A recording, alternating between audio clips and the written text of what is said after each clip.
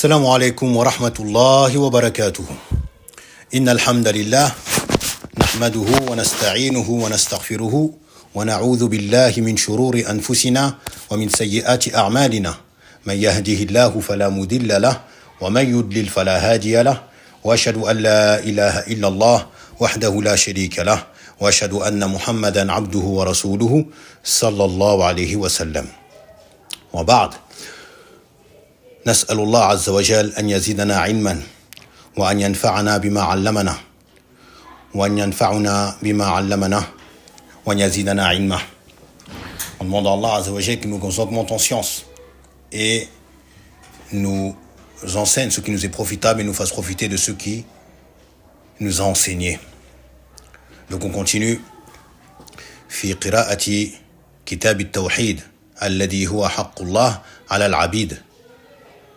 On continue sur la lecture du livre de l'unicité qui est le droit Tawhid, qui est le droit d'Allah sur ses serviteurs, avec l'explication de notre cher Salih Al-Fawzan hafidahullah ta'ala, intitulé Al-Mulakhas, le résumé, fi sharhi kitab al-Tawhid.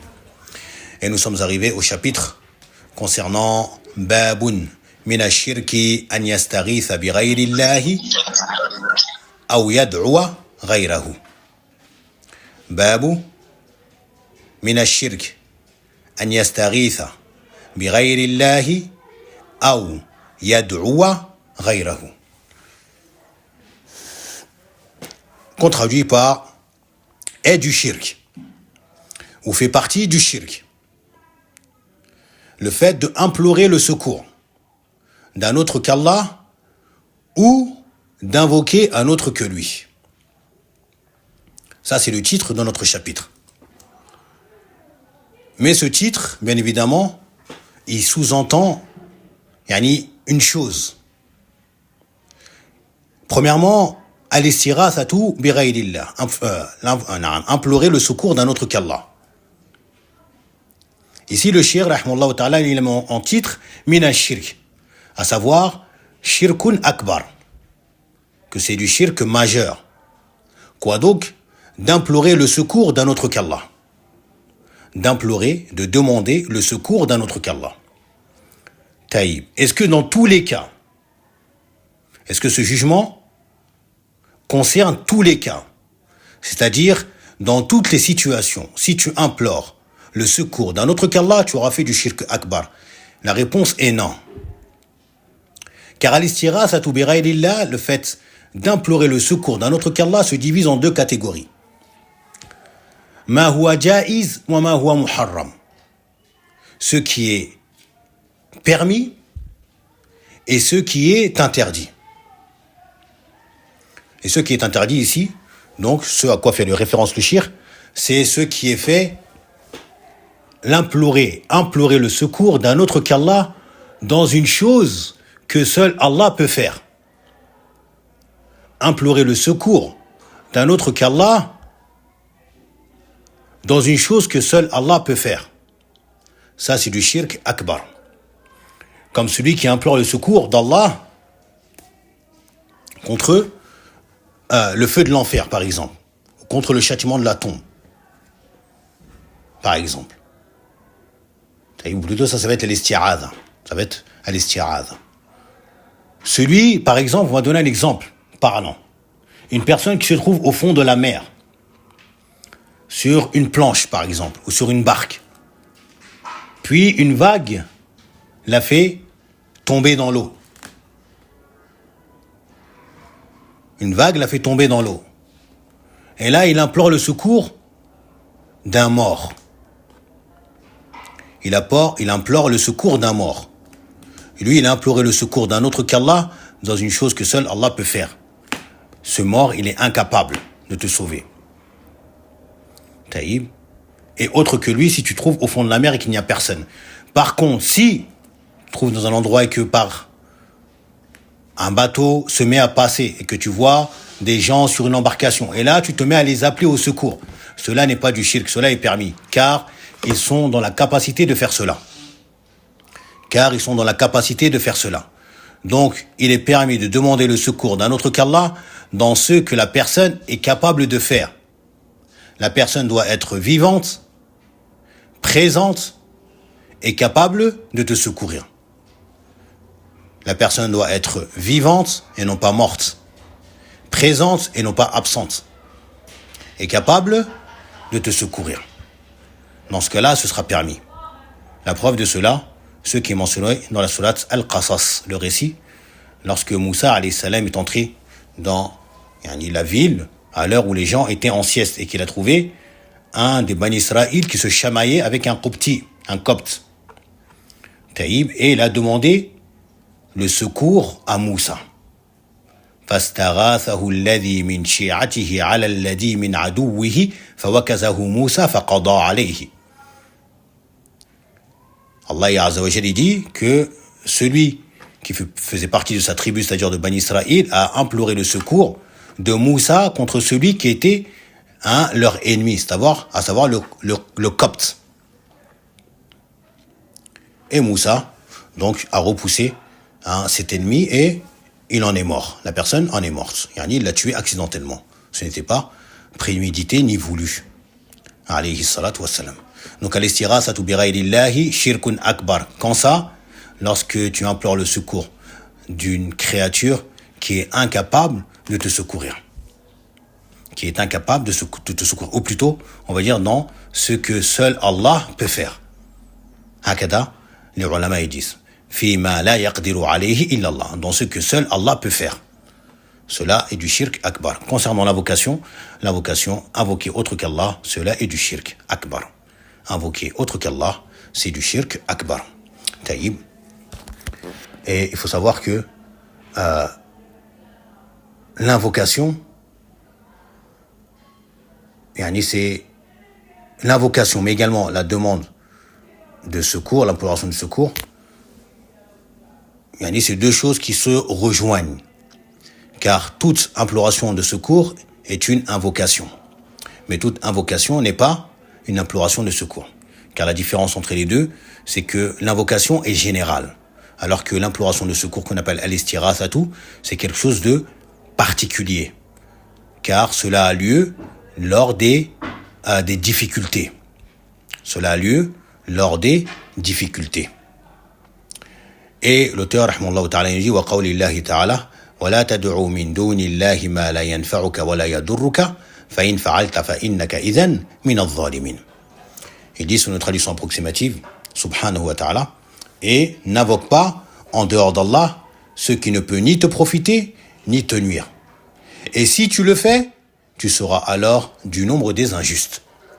Tu seras alors du nombre des injustes. Et ici, bien évidemment, le terme injuste fait référence à mushrik, associateur. Car l'injustice qui est voulue ici, c'est la grande injustice qui est le shirk. Comme Allah Azza wa Jalla dit, Inna shirka la dhulmun azim. Inna shirka la dhulmun azim. Et il nous dit, Wala tad'u min dunillah. N'invoque pas en dehors d'Allah. N'invoque pas en dehors d'Allah. Toutes les catégories d'invocation. Car l'invocation est de deux catégories. Du'a'ul mas'ala wa du'a'u al-ibada. L'invocation qui est la demande, taïb, et l'invocation qui est l'adoration. Deux types d'invocation. L'invocation qui est la demande et l'invocation qui est l'adoration. L'invocation qui est la demande, comme tu demandes à Allah qui te donne une subsistance bonne, qui t'accorde quelque chose, ceci et cela. Ceci rentre dans la demande, dua ou le mas'ala. Wa dua ou l'ibada, c'est quand tu fais des éloges ou les louanges d'Allah, subhanahu wa ta'ala, dans les adorations comme la prière ou autre. Il nous dit le cheikh Al-Fawzan, hafidahullah ta'ala, munasabatu hada al-bab li kitab at-tawhid. Le lien de ce chapitre avec le livre de l'unicité. أنه ذكر فيه نوعا من أنواع الشرك المنافي للتوحيد وهو أن يستغيث بغير الله أو يدعو غيره. Il nous dit que l'auteur, rahimahullah ta'ala, il nous mentionne une sorte parmi les sortes de shirk qui contredit le tawhid, qui est le fait d'implorer le secours d'un autre qu'Allah ou d'invoquer un autre qu'Allah ou d'invoquer un autre qu'Allah subhanahu wa ta'ala. أن يستغيث Al-istighathatu talabu al-ghawthi wa huwa izalatu shidda. Al-istighathatu, qu'on a traduit par implorer le secours, demander le secours, taïb, qui est le fait de talabu al-ghawth, yani demander le secours, implorer le secours. Al-ghawth qui est le secours, l'assistance aussi également. Wa huwa izalatu shidda, et c'est le fait de lever la difficulté dans laquelle tu es, ou de ôter la difficulté dans laquelle tu te retrouves. Taïb. Et généralement les termes ou les lettres alif, sin et ta dans le verbe, eh bien, font référence à la demande. Comme le chapitre qu'on a vu au cours précédent, yani al-isti'adatu. Al-isti'adatu qui est la demande de protection. Isti, demande. Isti'anatu qui est la demande d'aide. La demande d'aide. Al-istighfar qui est la demande de pardon. Et ainsi de suite. Alif, sin, wa ta qui font référence à quoi? À la demande. À demander. Aou yad'uwa al-farqu bayna al-istighathati wa ad-du'a. Il nous dit la différence entre la demande ou l'imploration de secours et l'invocation.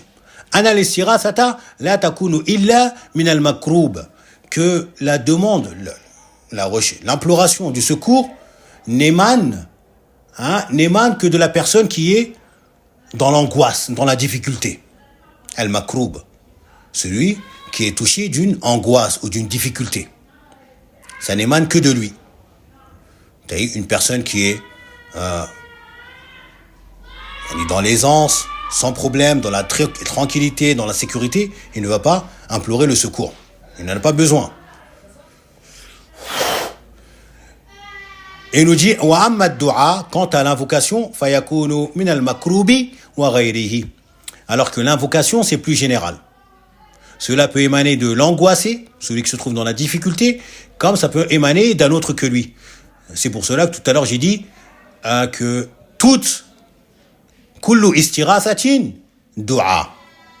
Kullu istighathatin du'a. Wa laysa kullu du'ain istighatha. Taïb. Toute imploration de secours est une invocation, car c'est une demande. Tu demandes, tu invoques, taïb, tu appelles. Mais toute invocation n'est pas demande de secours ou imploration de secours.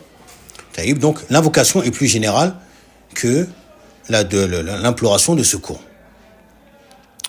Wala yanfa'uka, dans le verset, wala yanfa'uka in abadtahu. Yani, il ne te sera d'aucune utilité ou d'aucun profit si tu l'adores.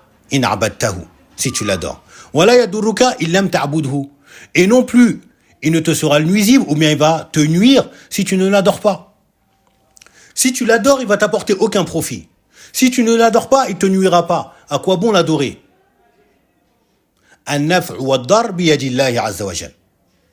Le profit ainsi que la nuisance se trouve entre les mains d'Allah subhanahu wa ta'ala. Quant à ces choses inertes parmi les statues ou les rochers ou autres, ou ces morts qui sont invoqués et implorés en dehors d'Allah azza wa jal, si tu ne l'adores pas, si tu ne l'invoques pas, eh bien tu ne crains rien. Et si tu l'invoques et si tu l'implores, eh bien il ne te sera d'aucune utilité non plus.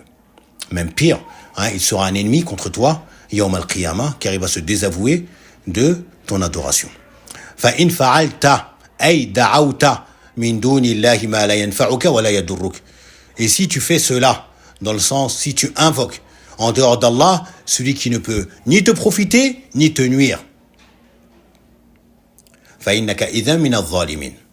Eh bien, tu seras min adh-dhalimin, parmi les injustes. Ay min al-mushrikin, parmi les associateurs. Fa inna shirka a'zamu dhulmin, car le shirk est la plus immense des injustices. Comme il a dit, Luqman al-Hakim, Luqman le sage, rahimahullah. Comme c'est mentionné dans la sourate Luqman. إذ قال لقمان لابنه وهو يعظه يا بني لا تشرك بالله إن الشرك لظلم عظيم. Lorsque Luqman a dit à son fils, alors qu'il l'exhortait, ô mon fils, ne donne point d'associé à Allah. Car certes, le shirk est une immense injustice, est une grave injustice. Qu'Allah nous en préserve. Al-ma'na al-ijmali lil-aya. Le sens général de ce verset. Yanha Allahu nabiyahu an yad'uwa ahadan min sa'iri al-makhluqin al-ajizina an isal al-naf'i wa daf'i ad-dar. Allah Azza wa Jal, il interdit à son prophète. Le verset, il faut bien le comprendre. Al-Khitab, celui, l'interlocuteur ici, c'est qui? C'est le prophète sallallahu alayhi wa sallam. Allah, il s'adresse à qui? Au prophète sallallahu alayhi wa sallam. Wa la tad'u anta. Il parle au prophète sallam directement. Toi, Muhammad, n'invoque pas en dehors d'Allah ce qui ne peut ni te profiter ni te nuire. Puis il dit fa in fa'alta. Et si tu le fais, ô toi Muhammad, si tu fais cela, si tu fais quoi? Si tu invoques un autre qu'Allah, eh bien tu feras assurément partie des associateurs. Alors que le prophète sallallahu alayhi wa sallam, il est ma'soum, il est préservé de shirk avant la prophétie et après la prophétie, comme tous les prophètes. Allah les a préservés et protégés de tomber dans le shirk, que ce soit avant la prophétie ou après la prophétie. Également de tomber dans les grands péchés, que ce soit avant la prophétie et après la prophétie. Pourquoi donc Allah adresse cela au prophète sallallahu alayhi wa sallam? Cela est un avertissement contre nous, qui n'atteignons pas son rang. Si lui, le prophète sallallahu alayhi wa sallam, s'il faisait cela, eh bien, il ferait partie des associateurs. Eh bien, que dire de nous, pauvres que nous sommes? Qu'Allah réforme notre situation. Donc Allah, il interdit à son prophète sallallahu alayhi wa sallam d'invoquer un autre parmi les créatures faibles et incapables d'apporter un profit à qui que ce soit, ou de retirer ou de repousser le mal de lui-même ou d'autrui. De lui-même ou d'autrui. ثم يبين له حكمه لو فرض أن دعا غير الله بأنه يكون حينئذ من المشركين. Puis Allah Azza wa Jal l'informe du jugement. Du cas où si il venait à invoquer un autre que lui, eh bien, il serait parmi les associateurs. Si, mais comme on a dit, le prophète sallallahu alayhi wa sallam est exempté de faire cela, lui ainsi que ses frères et ses pères prophètes et messagers.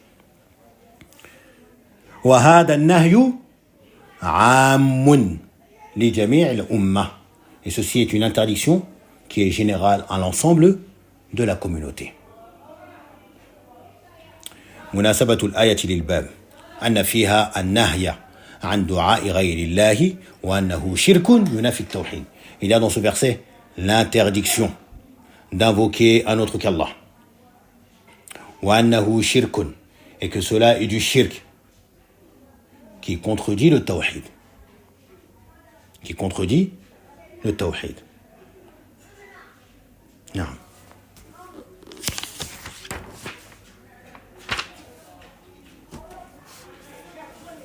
ما يستفاد من الآية, ce qu'on va tirer comme bénéfice ou comme profit de ce verset. أن دعاء غير الله شرك أكبر, que le fait d'invoquer un autre qu'Allah est du shirk akbar. C'est du shirk akbar, du shirk majeur.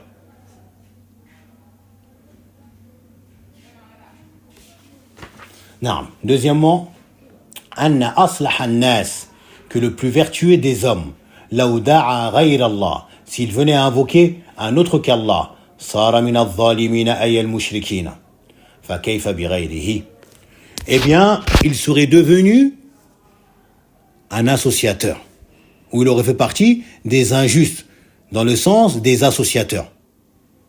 Qu'en est-il d'autres que lui, parmi ceux qui ne sont pas des prophètes ou des messagers? Et cela, comme les savants expliquent, que ceci est une sévère menace, mais également un sévère avertissement contre toute personne qui n'atteint pas le rang du messager d'Allah sallallahu alayhi wa sallam et qui n'est pas préservé et exempté de tomber dans le shirk, comme nous. On n'a reçu aucune préservation d'Allah Azza wa Jalla de tomber dans le shirk ou de tomber dans les grands péchés. Alors que le prophète sallam, lui, avait reçu cela, comme on a expliqué. Et avec cela, le prophète sallam lui a révélé ces versets en s'adressant à lui directement. Que dire donc des personnes comme nous, al-masakin comme nous. Qu'Allah nous pardonne. Troisièmement, bayanu ajzi alihati mushrikin wa butlanu ibadatiha. Un exposé ici de l'incapacité des divinités des associateurs. Elles ne peuvent ni profiter ni nuire. Elles sont incapables. Ni elles n'entendent, ni elles ne voient, ni elles ne parlent. Ni elles ne profitent, ni elles ne nuisent. À quoi servent-elles? À rien du tout. À rien du tout. Comme on l'a mentionné au cours dernier, avec la divinité qu'ils avaient, Allat, lorsque le prophète sallam a envoyé 2 compagnons pour la détruire. Eh bien, ils ont tous pensé que Allat allait faire quelque chose. Aller se venger.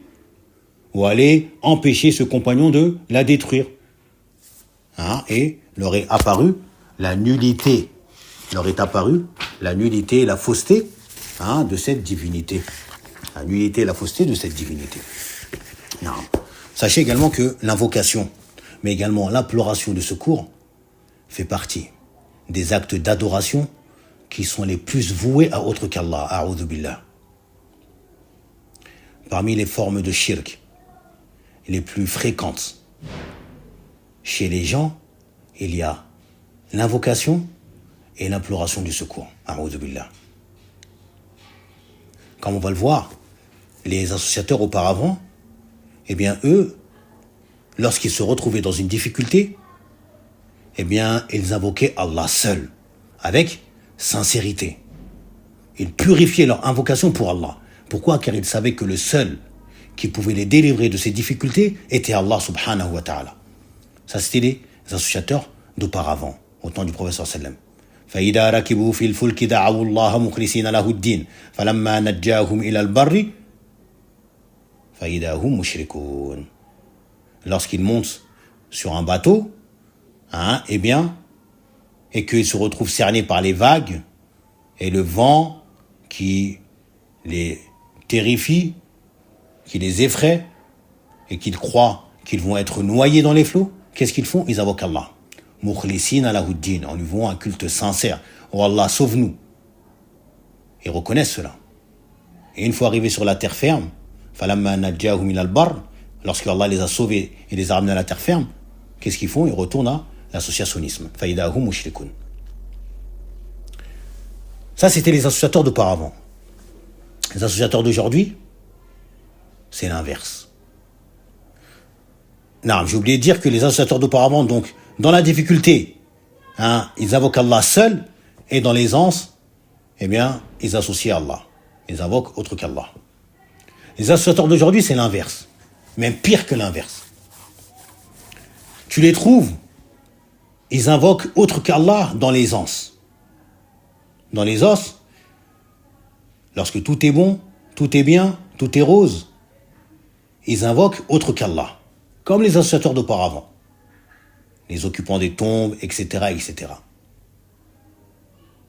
Et lorsque ils se retrouvent dans une difficulté, comme l'exemple qu'on vient de donner, en pleine mer, cernés par les vagues, le vent qui agite leur bateau de droite à gauche, et là, ils sentent la noyade. Qu'est-ce qu'ils vont faire? Contrairement aux associateurs d'avant, ils vont invoquer autre qu'Allah. Et d'une ferveur immense. Yani shirkuhum ashad. Leur associationnisme, il est encore pire lorsqu'ils sont dans la détresse que dans l'aisance. A'udhu billah. Au point où certains colportent entre eux que lorsque tu te retrouves dans la difficulté, eh bien invoque Al-Badawi. Car lui, il répond. A'udhu billah. Yani Allah, il répond pas. Mais Al-Badawi, il répond directement. Ça, c'est les associateurs d'aujourd'hui. Tu les trouves en train d'associer Allah dans l'aisance, comme les associateurs d'avant.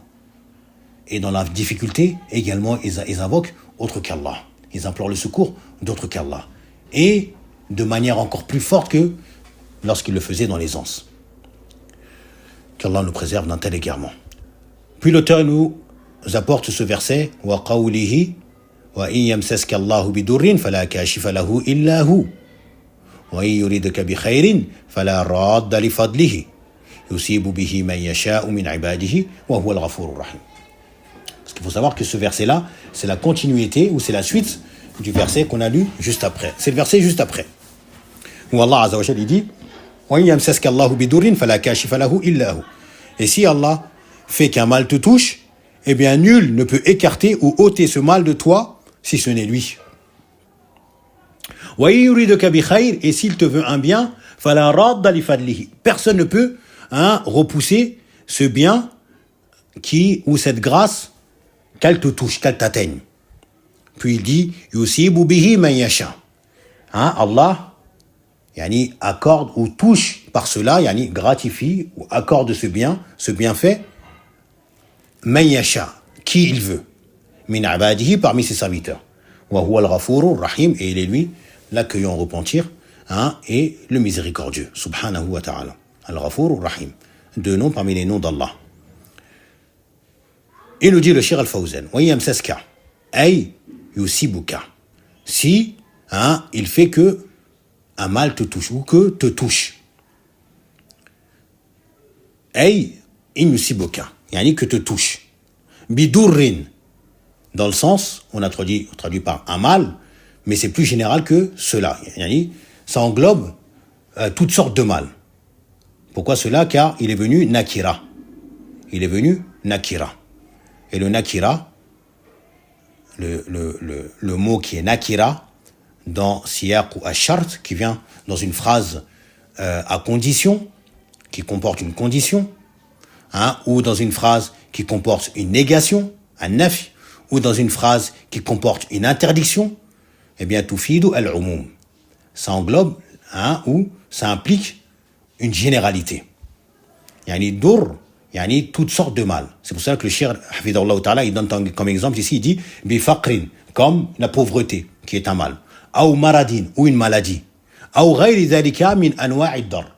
Ou autre que cela parmi les sortes de difficultés, de nuisances ou de mal.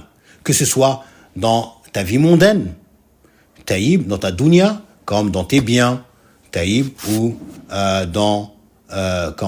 ou dans ton corps, une maladie ou autre, ou dans tes enfants, taïb, ou dans ton honneur. Tout ceci, ça rentre dedans. Ou que ce soit dans ta religion également. Ou que ce soit dans ta religion. Fala kashifa lahu. Fala kashifa lahu, la rafi'a. Il n'y a personne qui peut ôter ce mal. Personne ne peut ôter ce mal. Fala radda, la dafi'a. Personne ne peut repousser. Khalas, personne ne peut repousser.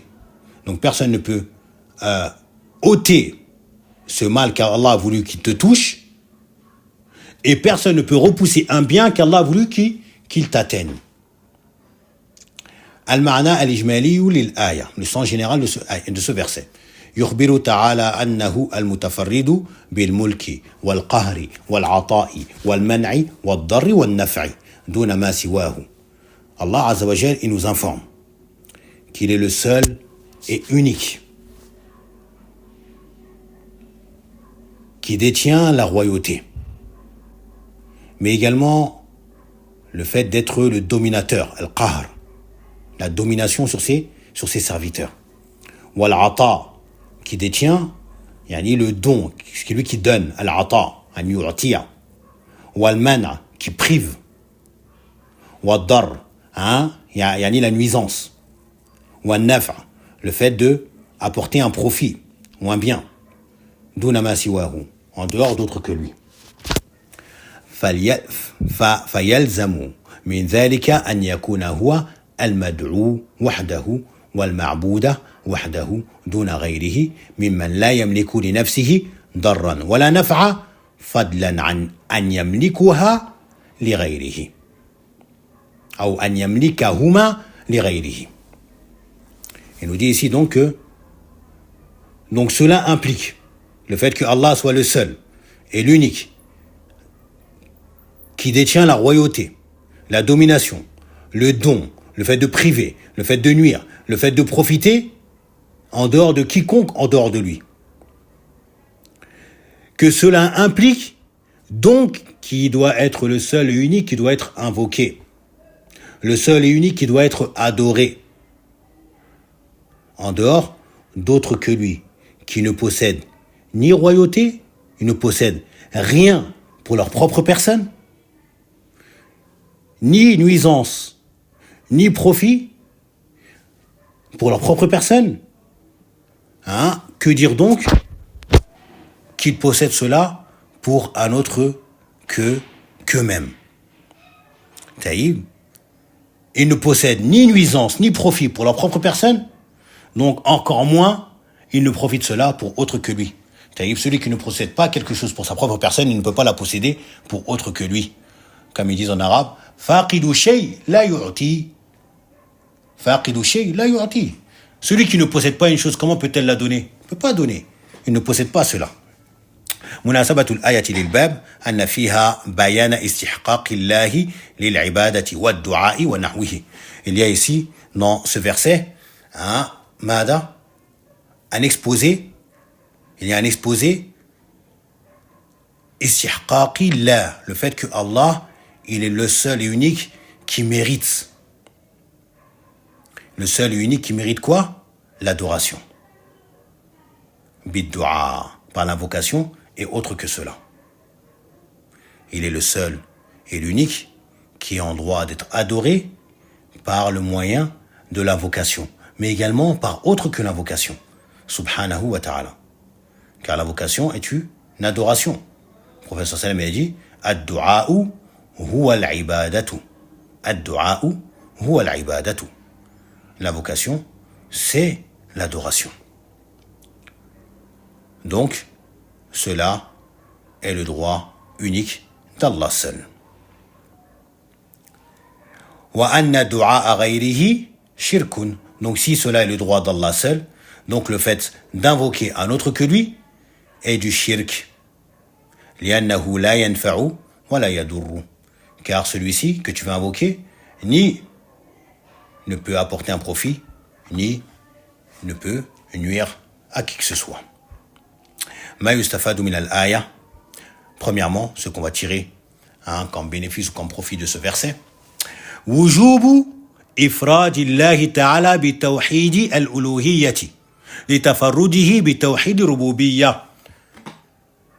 L'obligation d'unifier Allah le Très-Haut par l'unicité dans l'adoration, tawhid al-uluhiyyah. Pourquoi cela? Pourquoi on a l'obligation de l'unifier par le tawhid de l'adoration?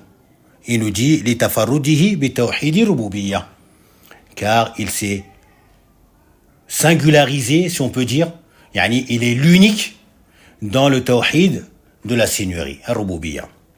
Il est le seul qui possède, il est le seul créateur, le seul qui donne la subsistance. Donc, il est le seul à qui il faut demander cela. Donc, il est le seul et unique qui doit être adoré, subhanahu wa ta'ala, comme on a déjà expliqué. Deuxièmement, butlanu du'a'i ghayrillahi, la fausseté de l'invocation d'autre qu'Allah. Pourquoi cela? Li'ajzihi an naf'i man da'ahu wa daf'i darri anhu. De par son incapacité, il est incapable de profiter et d'apporter un profit à celui qui l'invoque et qui lui demande. Comme on va le voir, non seulement il ne l'entend pas, non seulement déjà, il ne possède rien pour répondre à son invocation, donc il est incapable. En plus de cela, il ne l'entend pas, mais il est complètement insouciant du fait qu'une personne est en train de l'invoquer. Il ne sait même pas. Toi qui es là auprès de sa tombe en train de l'invoquer, il ne sait même pas que tu es là en train de l'invoquer. Rafil, totalement insouciant. Et il t'entend pas. Et même s'il t'entendait, il serait incapable de te répondre. Ajoutez à cela, Yawm al-Qiyamah, il va être un ennemi contre toi. Et il va se désavouer de ces invocations que tu faisais pour lui. Yani, que tu l'invoquais. Il va se désavouer totalement de toi. Et il va être un ennemi contre toi. A'udhu billah, qu'Allah nous préserve de cela. Troisièmement, ithbatu al-mashi'ati lillahi subhanahu. Le fait d'affirmer l'attribut de la volonté à Allah subhanahu wa ta'ala. Car il a dit, yusibu bihi man yasha. Taïb, man yasha, qui il veut. Donc on affirme l'attribut de la volonté à Allah subhanahu wa ta'ala. Un attribut qui sied et qui correspond à sa grandeur et à sa majesté, sans aucune ressemblance aux attributs de ses créatures. Quatrièmement, ithbatu sifatay al-maghfirati wa rahma lillahi subhanahu wa ta'ala ala ma yaliqu bi jalalihi. Également, il nous dit l'affirmation des deux attributs, du pardon, mais également de la miséricorde à Allah. Du pardon et de la miséricorde à Allah. On va attribuer l'attribut du pardon à Allah, qu'Allah pardonne, na'am.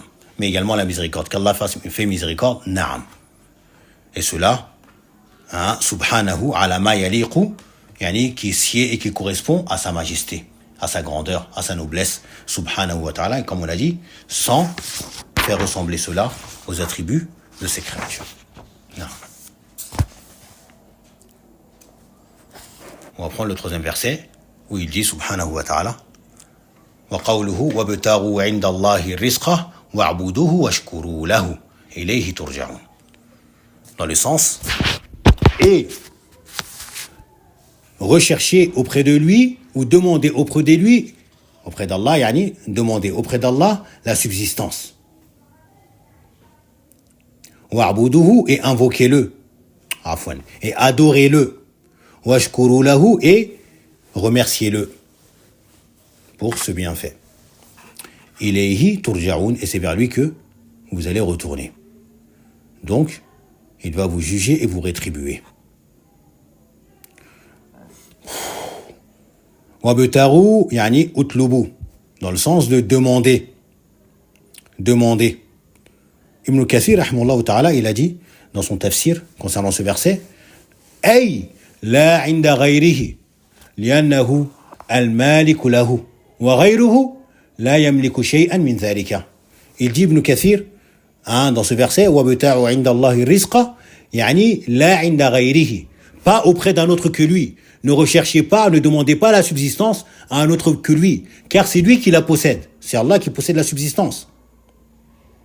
Alors que autre que lui ne possède rien de cela. Alors que autre que lui ne possède rien de cela. Taïb. Et comme on a dit, parmi les plus immenses actes d'adoration qui sont faits pour Allah, il y a l'invocation. Il y a l'invocation. Mais également parmi ceux par lesquels il est le plus associé, il y a l'invocation, a'udhu billah. Wa'buduhu, yani akhlisu lahu li'ibadata. Yani purifiez vos adorations pour lui, qu'elles soient exclusivement vouées à lui. Wa huwa min 'atfi al-'ami 'ala al-khasi. Et ici, il y a une coordination qui est faite entre le général à ce qui est privé. Taïb. Fa inna ibtira ar-rizqa ou ibti'a ar-rizqi 'inda Allahi min al-'ibada. Car le fait de demander la subsistance à Allah fait partie de l'adoration.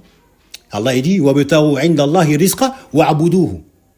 Demandez ou recherchez auprès d'Allah la subsistance et adorez-le. Mais la recherche de subsistance auprès d'Allah est elle-même une adoration. Taïb, mais c'est quelque chose de plus restreint, et l'adoration est plus générale. Donc ici, il y a cette coordination du général qui est l'adoration à ce qui est khas, yani ibtira ar-rizq 'inda Allah. Et il y a ici également, comme les savants expliquent, les savants de Balara, il y a dans cela une manière d'exprimer la restriction. Car à la base, le verset, c'est wabtaru ar-rizq 'inda Allah. C'est ça la base du verset. Wabtaru ar-rizq 'inda Allah. Rechercher la subsistance auprès d'Allah. Mais le fait d'avoir fait passer le maf'oul bihi après, taïb, eh bien, cela exprime la restriction. Wabtaru 'inda Allah, la 'inda ghayrihi. Wabtaru ar-rizq 'inda Allahi wahdahu. Taïb, donc rechercher, yani, la subsistance et demandez-la à Allah seul et pas à un autre que lui. À lui seul et pas à un autre que lui. Ça, c'est dans Al-Balara qu'on appelle en arabe qui traduisent par la rhétorique. On peut traduire comme ça, Allahu alam. Washkuru lahu, i'tarifu bi ni'matihi. Waf'alu ma yajibu min ta'atihi wa truku ma'siyatahu. Donc, washkuru lahu, qu'on traduit par et soyez reconnaissants. Soyez reconnaissants envers Allah pour ce bienfait. Dans le sens, reconnaissez que ce bienfait provient d'Allah. Et également, faites ce qui vous est obligatoire comme obligation, comme obéissance, comme acte d'obéissance, at-ta'a. Wa truku ma'siyatahu, et arrêtez, délaissez sa désobéissance. Ilayhi turja'un la ila ghayrihi. C'est vers lui que vous allez retourner, pas vers un autre que lui. Après la mort, c'est vers Allah qu'on va retourner. C'est lui qui va nous juger et c'est lui qui va nous rétribuer, pas un autre que lui. Donc, adore-le, lui seul. Turja'un yawm al-qiyamah, le jour de la résurrection, fayujazi kulla 'amilin bi'amalihi. Donc il va rétribuer tout acteur pour son acte. Toute personne qui a œuvré va être rétribuée pour ses œuvres. S'il a fait du bien, il recevra du bien. S'il a fait du mal, il ne pourra s'en prendre qu'à lui-même. Al-ma'na al-ijmali lil-aya, le sens général du verset, ya'muru Allah subhanahu bi talabi rizqi minhu wahdahu, la min al-asnami wal-awthan. Donc Allah azza wa jal, subhanahu wa ta'ala, il nous ordonne de rechercher, de demander la subsistance auprès de lui, seul, et non pas auprès des statues, et non plus des idoles. Wa ifradihi bil ibadati. Et également, il nous ordonne de l'unifier dans l'adoration. Et également, il nous ordonne wa li'tirafi bi ni'amihi allati asdaha ilayhi. Et également, il nous ordonne de reconnaître ses bienfaits, d'être reconnaissant pour ses bienfaits qu'il a dirigés vers nous. Fayujazi kulla 'amilin bi'amalihi. Et il va rétribuer chaque acteur pour son acte ou pour ses actes. Fayajibu 'ala al-'abdi. Il est donc obligatoire au serviteur an yahsiba lidhalika hisabahu. Il est obligatoire au serviteur de quoi? De préparer son jugement, ses comptes. Comme il disait Omar ibn Khattab, hasibu anfusakum qabla an tuhasabu. Faites vos propres comptes avant qu'on ne les fasse pour vous. Yawm al-qiyamah. Fais tes comptes. Où en es-tu dans les adorations? Où en es-tu dans les délaissements des obéissances? Où en es-tu dans l'obéissance à Allah? Fais tes comptes avant qu'il ne soit trop tard. Munasabatul ayati lil bab. Le lien de ce chapitre de ce verset avec notre chapitre. Anna fiha wujuba ifradillahi bid-du'a wal ibadati wal radda ala al-mushrikin alladhina ya'buduna ghayrahu. Il y a dans ce verset l'obligation d'unifier Allah par l'invocation, mais également par l'adoration. Et il y a également dans ce verset une réfutation aux associateurs qui adorent autre qu'Allah. Il y a une réfutation aux associateurs qui invoquent autre qu'Allah. Où est-ce qu'on trouve cela? Dans l'ordre. Fabtaru indallahi ar-rizqa. Recherchez et demandez la subsistance auprès d'Allah seul. Wa'buduhu également. On a vu auparavant que tout ordre d'adoration d'Allah dans le Coran est un ordre de l'unifier. Donc, wa'buduhu wahdahu. Ou bien, wa wahiduhu. Unifiez-le dans les adorations. Ma yustafadu min al-aya. Qu'est-ce qu'on va tirer comme profit de ce verset? Wujubu du'a illahi wahdahu. Wa talabi rizqi minhu. L'obligation d'invoquer Allah seul et de demander auprès de lui la subsistance. Lui seul. Deuxièmement, wujubu ifradillahi bi jami'i anwa'il ibadati. L'obligation d'unifier Allah dans l'ensemble de nos adorations. Troisièmement, wujubu shukrillahi ala ni'amihi. L'obligation de se montrer reconnaissant envers Allah pour ses bienfaits qu'il nous accorde. Nas'alullah an yaj'alana min ash-shakirin. On demande à Allah qu'il fasse de nous ceux qui sont reconnaissants. Car ceux qui se montrent reconnaissants envers les bienfaits d'Allah, eh bien Allah leur rajoutera.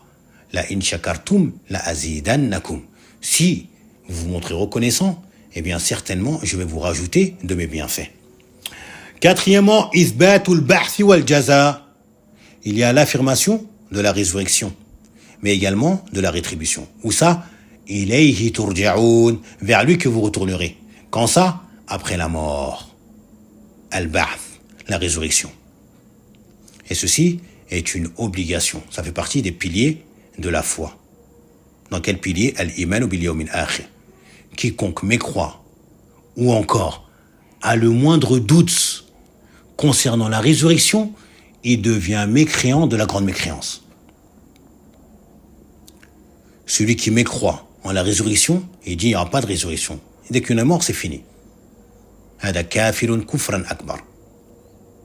Celui qui doute, il a un doute. Est-ce que véritablement on va être ressuscité après être mort et être devenu ossements et poussière et terre? Nos corps vont prendre forme, puis on va se réveiller. Est-ce que véritablement le doute te fait sortir de la religion? Il n'y a pas lieu à avoir doute sur cela. Doute sur est-ce que j'ai lavé mes pieds 3 fois ou 2 fois. Doute est-ce que j'ai encore mes ablutions, etc. Naam.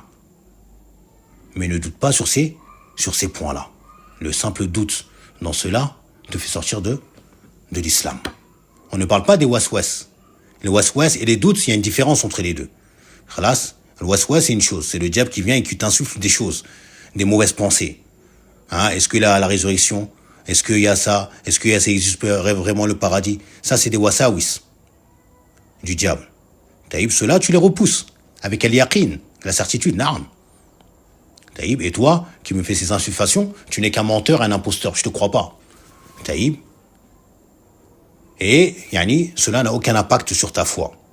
Par contre, les doutes, ça c'est très dangereux, qu'Allah nous préserve de cela. Cinquièmement et dernièrement, annahu la tanafa ou la tunafi bayna